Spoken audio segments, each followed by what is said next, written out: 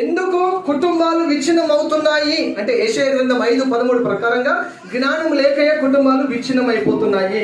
జ్ఞానం లేకనే చెడిపోతున్నారు, జ్ఞానం లేకనే నాశనం అయిపోతున్నారు, జ్ఞానం లేకనే గొడవలు, జ్ఞానం లేకనే అల్లర్లు, జ్ఞానం లేకనే సమస్యలు, జ్ఞానం లేకనే శోధనలు, జ్ఞానం లేకనే అప్పులు, జ్ఞానం లేకనే మరణము, జ్ఞానం లేకనే సూసైడ్, జ్ఞానం లేకనే పాయిజన్ చేసుకొని ఈ జీవితాన్ని చాలించుకుంటూ ఉన్నారు.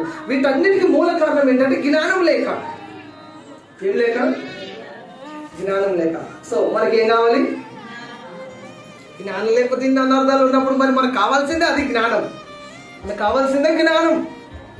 జ్ఞానం దేవుని వాక్యం చెప్తుంది, చీమల దగ్గరికి వెళ్ళి జ్ఞానమును, డిసిప్లిన్, క్రమశిక్షణను, తెలివిని నేర్చుకోండి అని వాక్యం చెప్తాను.